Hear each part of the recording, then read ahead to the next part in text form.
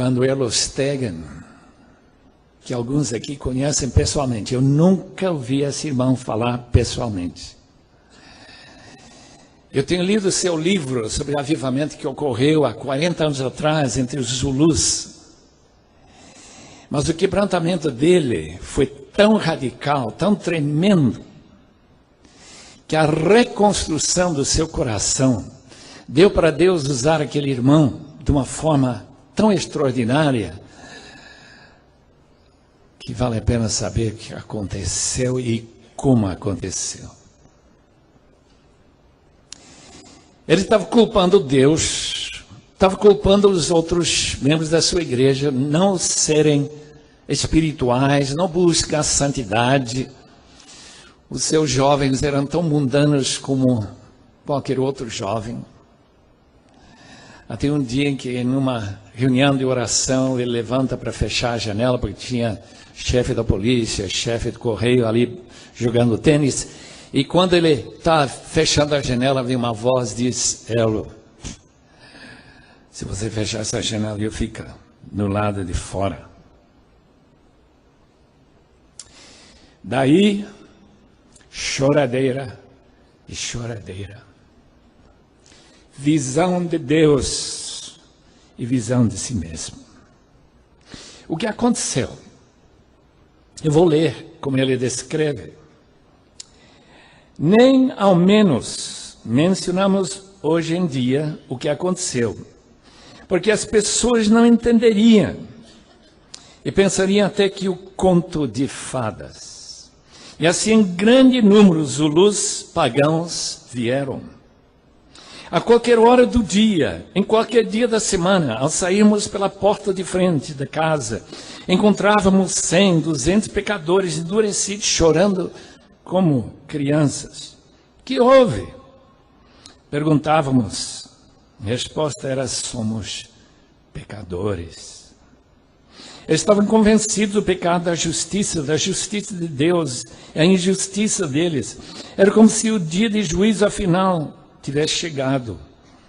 Lembro-me de um certo pagão Zulu de Singa, um homem adulto chorando num quarto, como se alguém o tivesse surrado com um chicote. Entrei no quarto para ver por que ele estava chorando daquela forma. O que foi? Perguntei. Ele disse: entre mim e o inferno só existe 1 centímetro.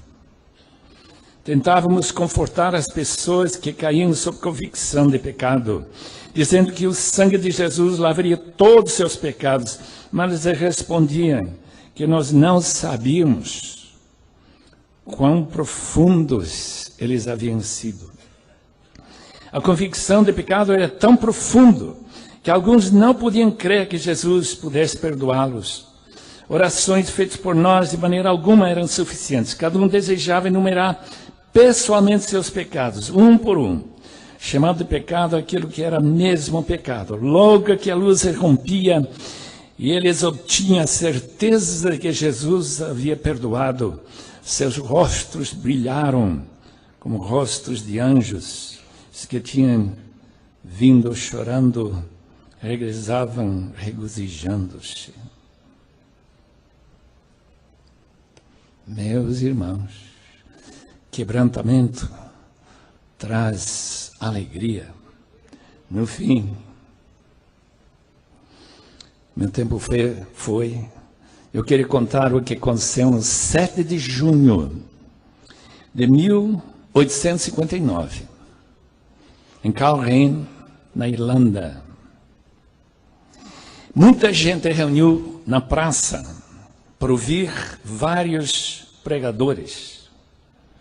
Um deles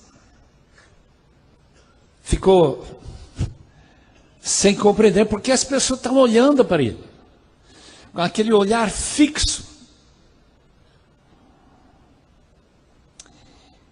Mais ou menos, no momento que o último palestrante estava terminando de falar, um som peculiar emanou de um dos grupos, porque tinha dividido o grupo, era muito grande, vinham todos até 12 quilômetros, 13 quilômetros distantes. Em alguns minutos, a multidão inteira se juntou em volta de pessoas deitadas no chão. Me apressei para chegar no meio de um dos grupos, tendo exortado as pessoas em pé, em volta, a se retirarem. Me inclinei sobre o homem deitado, que tinha 18 a 20 anos. Ele estava deitado no chão, sua cabeça sustentada nos joelhos de um dos anciãos de uma de nossas igrejas.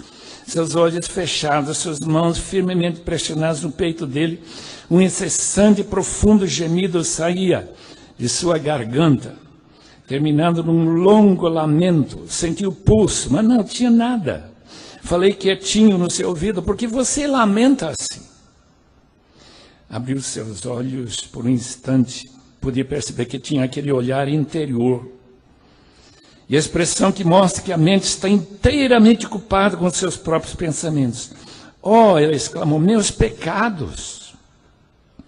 Meus pecados, Senhor Jesus, tenha misericórdia sobre a minha pobre alma. Oh Jesus, venha, oh Jesus.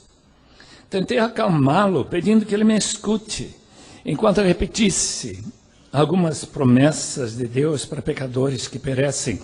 No início eu achava que estava sendo acompanhado pela sua atenção naquilo que falava, mas logo descobri que toda a sua alma estava repleta de uma só ideia: sua culpa e seu perigo.